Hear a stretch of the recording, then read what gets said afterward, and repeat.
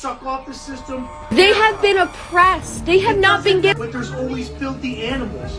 And You're calling people of color black animals. Can you shut your mouth for a minute? No, racism is not okay. Do you know how many? No, shut up. No. Can you shut your mouth for a minute? No. Meet Haley C.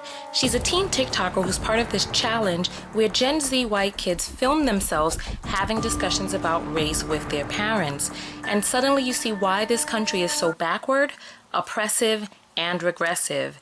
Afterwards, I'm going to play a clip from another one of these videos, this time from a Latina, and you won't believe what her mother tells her. For now, let's have a listen to Haley and her racist parents. Do you know how many? No, shut up. No. Can you shut your mouth for a minute? No. Because I actually work in the ghetto. I see the people. Do you know why they're in that Go and I position? see these people. Do you understand the systematic and historical reason for why they're in that position? They don't care. All they want to do is be ghetto. No. Yes, there's some that don't, and there's good people. No.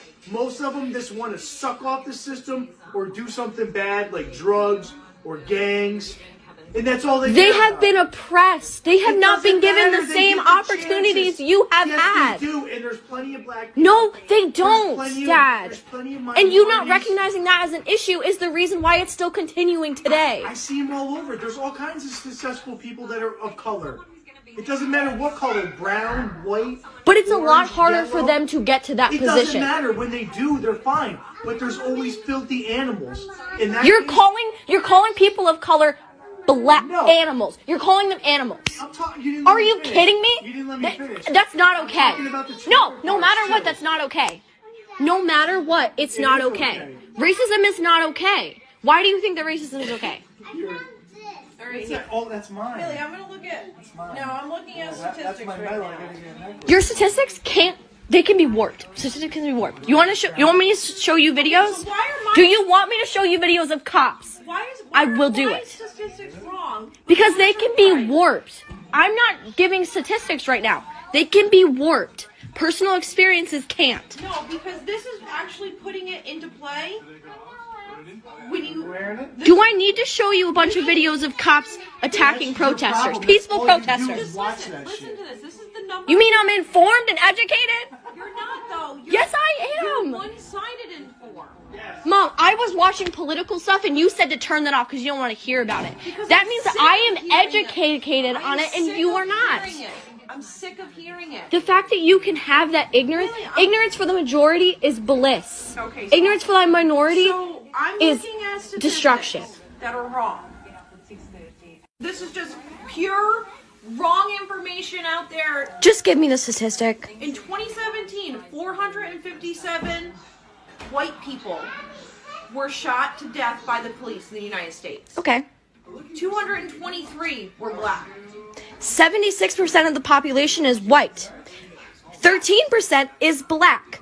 I get that. If they were being killed at the exact same rate by police officers, the rate of black people being killed would be 8.9. But it's not. It's 24%.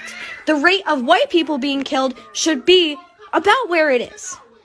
So they're being killed at a higher rate. There's more white people, meaning that the amount of people killed by cops who are white would be higher. The reaction of the person. I'm not saying Because they're I'm tired. not saying it's They're tired right. of being treated I'm that not way. saying it's right. Good. But if they started teaching them that this is the world that we live in, you don't want to be killed. Why do you think your friend's father taught him that? So that his black son doesn't end up dead like Tamir Rice. Because he doesn't want him to grow up with the chip on his shoulder that He doesn't no want police his black son to end up dead. Exactly. That's not okay. Why do you think that's okay? Because Why is it something that you're okay with? Why is that a reality that you're okay with? I'm okay with it. But you are. No, I'm not. I'm So saying, stand against it. So stand against it. If you're not okay with it, so stand you wanna against know when it. I'll stand against it? When the black people in the ghetto stop carrying an illegal weapon. When the black people in the ghetto stop murdering each other. I'll start caring about cops when they stop killing black people. I'll start caring about black people when they stop killing cops. Okay, knockouts, let's jump into it. It took me a few days to even cover this story because I'm tired. You know, I'm tired. I'm tired of the tone-deaf, quote-unquote, colorblind, history-dumb white person in America whose complacency and their silence makes them complicit to the status quo. I'm so sick and tired of people who think that a racist is some evil person with 2 teeth toting a shotgun down in the South. When look, even Jane Elliott says any white person born into this white supremacist system is going to come out racist unless you actually go in and do the self-work, self-examine. You know, I'm just give this little anecdote and then we're gonna jump into the rest of the video, but I realized in 2016 how intrinsically racist America is when I went to California and I saw that from coast to coast, from ghetto to ghetto across the United States, it was just inhabited by black people, majority black with broken down structures. And I thought to myself, how is it that people are sitting by so silently while there are groups of people who are subjugated and relegated to the ghettos? And this clip right here, it made so much dawn on me, like when the father was like, he works in the ghetto and these people just want to be, there are people who think that black people want to be in the ghetto. They discount the redlining and the biased lending policies. They discount the freaking 100 years of terror where white terrorists in this country terrorized black people, even though we had pulled ourselves up from our bootstraps, and they went from town to town burning down what black people had made and built. And so it's like, it's also convenient that now we just sit down on our white duffs and we just say, oh, well, you know, those Negroes, they want to be like that. They're filthy animals. Did you hear him? Filthy animals. And I'm sitting here, and this clip particularly hurt so much because there's a child. How old does she look to you? She can't be more than what, 15, 16 years old? And she herself has been educated more than her parents. And her parents are hollering and screaming their biases and their racist ideologies, talking about sucking off of the system, using that old racist trope. There are plenty of black people who are successful, and that's what they love to hear. They love to hear the one little Negro miracle story of the Negro who made it. Oh yes, see, there can't be any racism because one Negro had to scrape, climb, crawl, bust up his fingernails, ankles, and toenails, break his damn back on his own to be able to get to where it is that they are. And they use that one success story to be like, well, all African Americans should be able to do that. And look, I'm a successful African American woman, and I know for a fact that not everybody can do what it is that I do, can do what it is that I have done. I'm a lifetime entrepreneur, but I also come from a family where my father is not an American black man. So I came from a different paradigm where there was more that I felt was possible because of the environment in which I grew. Now, what about the people, you know, even if there's white supremacy in this country, you don't think that there's black inferiority, that there are people who have been programmed into thinking that they are what these people say that they are? Because if there are white people out there who think that this is what black people are, can you imagine what black people may think of themselves? And they use things like, oh, I'll start caring about black people when they care about themselves. No, that's not how it works. Black people have this chronic self-abusing, self-killing behavior, these attitudes, because of white supremacy. Because if you don't think that they are SHIT, imagine they don't think they're SHIT either. And this is where the whole problem is it's just so complex. And then the woman is talking about, oh, the guns in the ghetto. Even using words like ghetto, this is where the Jews were relegated in Nazi Germany. It was called the ghetto. And I think it's perplexing. It's so profound that in this country, we are using this same word to talk about where black people are relegated.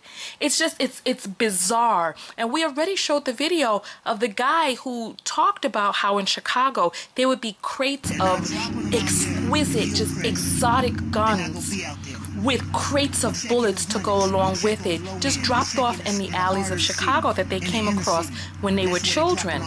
And it's just, this particular video was hurtful to me because the young girl is so young and she's taken it upon herself to, or at least she has received the education and the knowledge. She knew who Tamir Rice was.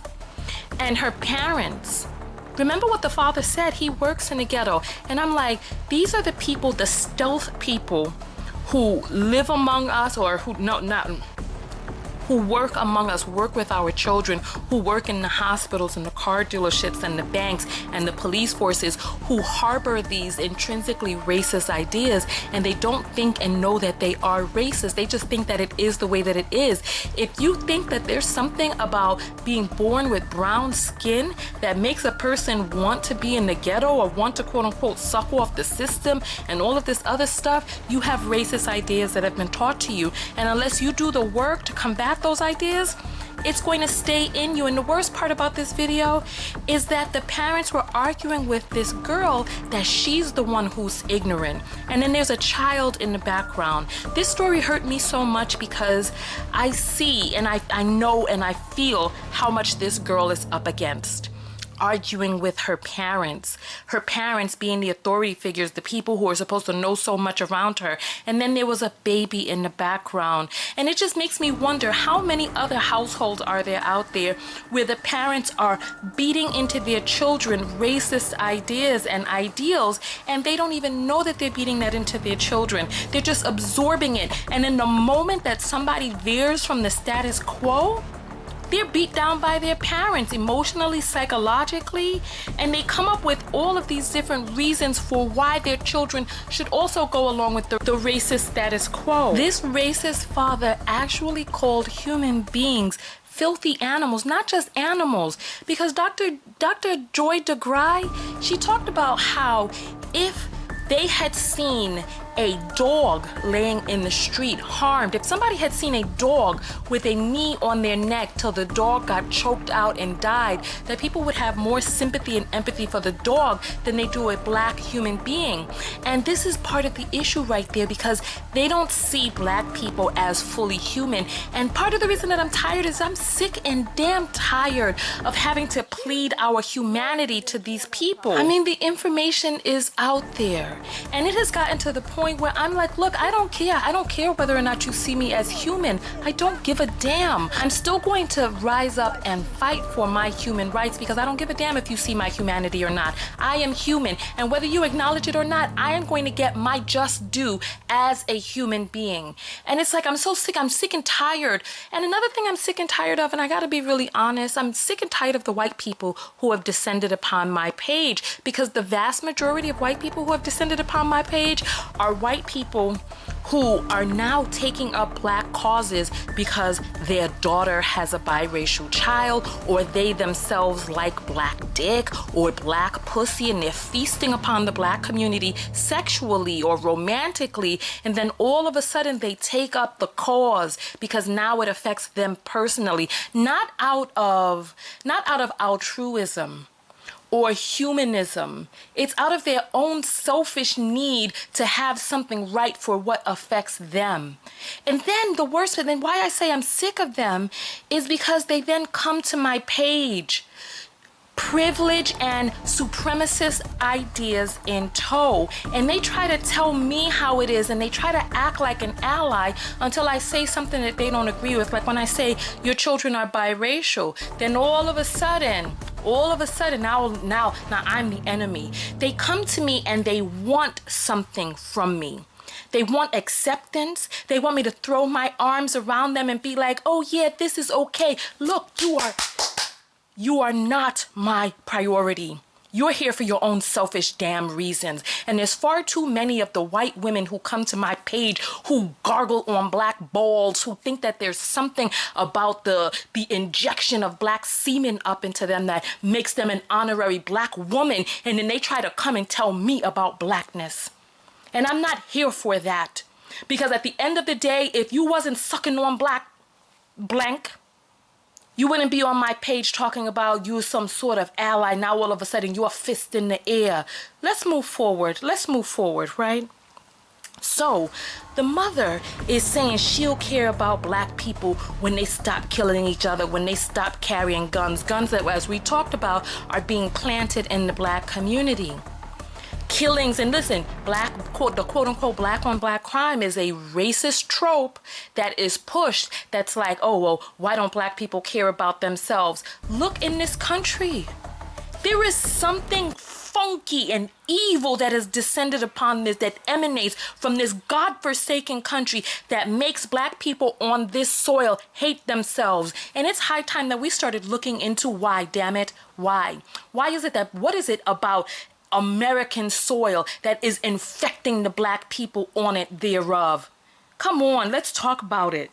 She talks about how she'll start caring about black people when they stop killing police. Really? It's like, where are these people getting these ignorant ideas from? Let's look into it. How many police are actually killed by black people? Whenever people start making crime claims, just know that there are resources out there for you to check this yourself. So just go to FBI.gov. You can type into Google and just type the word FBI for whatever it is that you want to know, and then take a look for yourself. The mother makes a claim that black people are killing law enforcement officers killed and assaulted. Let's click on that and see what we come up with, okay? The YOCA program. All right, so they talk about the different stats, how many police officers are killed. Okay, so you see, as of 6/4/2020, 24 law enforcement officers have been reported feloniously killed in 2020. During the previous year, for the same time period, 19 officers were feloniously killed. So let's take a look at who are these officers, how are they getting killed, where are they getting killed, etc. And what are the criteria? So as we see right here, there's a graph, 2020 to date, 2019, same time. So as you see, 2020 to date, there have been 19 felonious murders, 15 accidental. So that's 24 altogether. So what is it that they mean by accidentally killed? So motor vehicle crash. So there have been 10 from motor vehicle crashes, 5 from responding to emergency, 4 from patrolling, 1 from engaging in a vehicular pursuit. There have been 5 pedestrian officers struck by a vehicle. 1 was assisting and investigating. You could just read it yourself. Do you see what I'm saying? So let's go over to the felonious side and see what they consider felonious, right? Officers feloniously killed, weapons used. 3 officers were killed with a vehicle.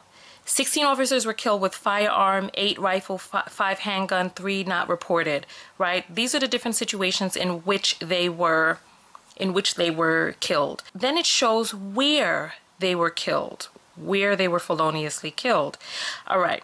So in the West, 7 feloniously killed, 1 accidentally killed.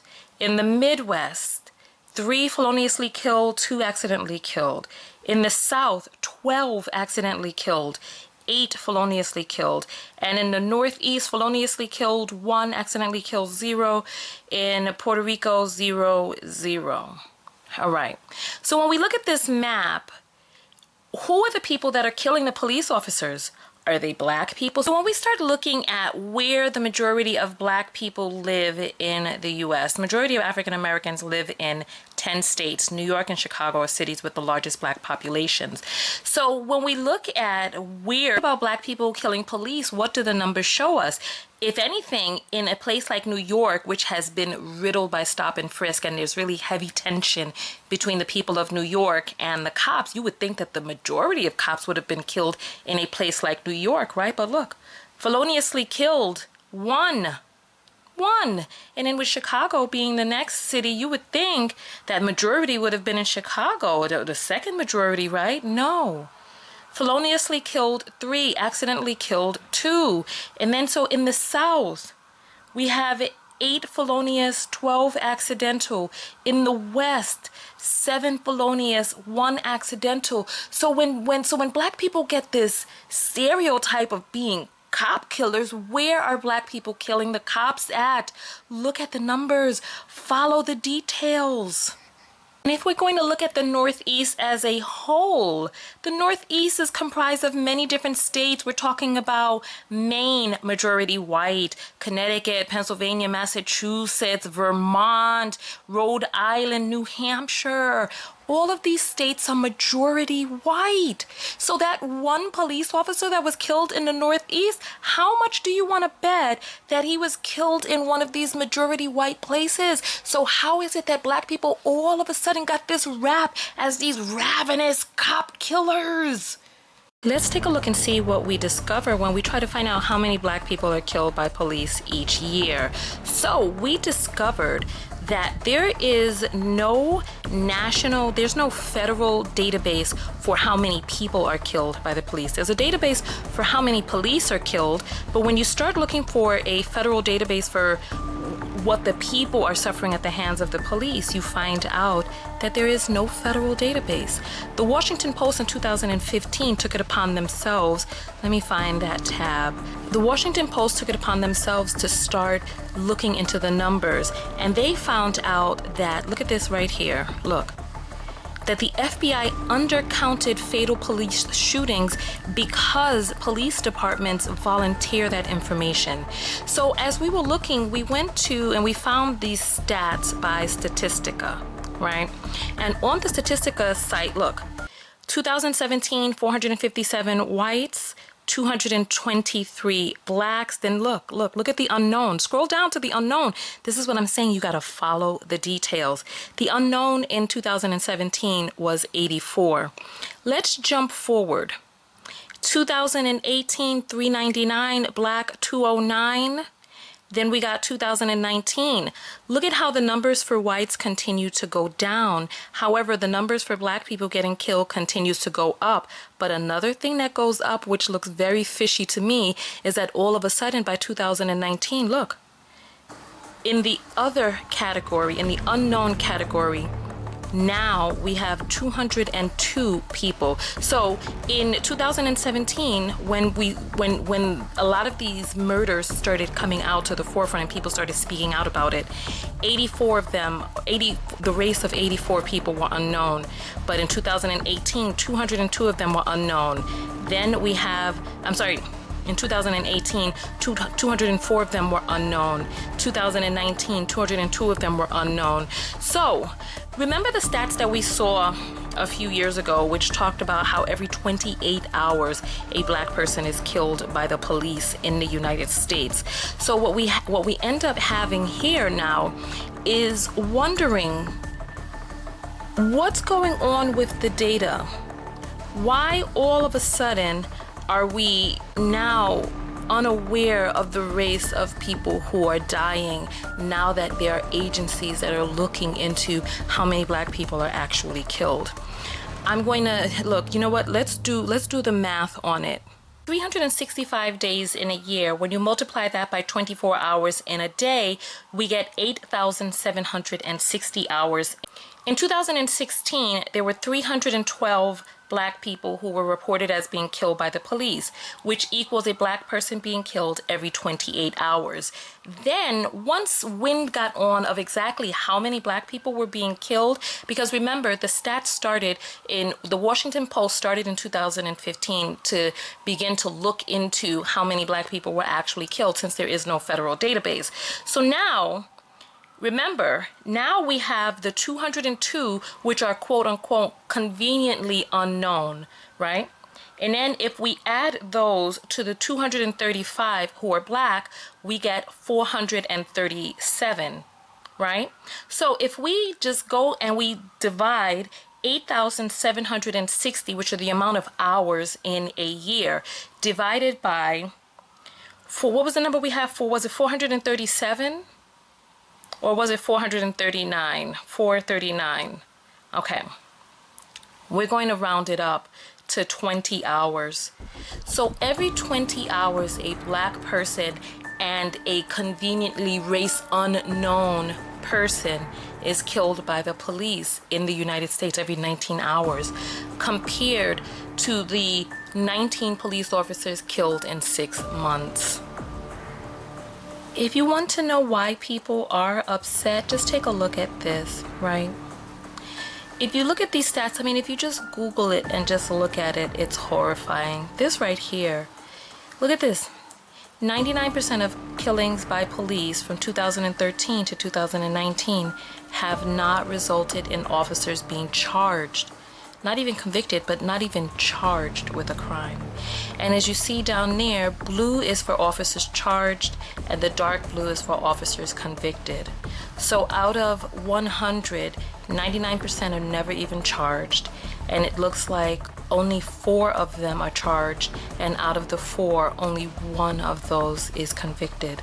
That right there is why people are upset, because there hasn't been any justice for the families of people who are the victims of police slayings. I wanted you all to take a look at this because the young lady in the video said that, I think she said about 76% of the people in America are white, but I wanted you to take a look at what the census really has to say.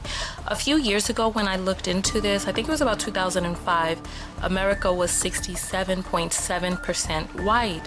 However, if you look at the numbers, if you don't really pay attention, you see that it says 76.5% are white alone, right?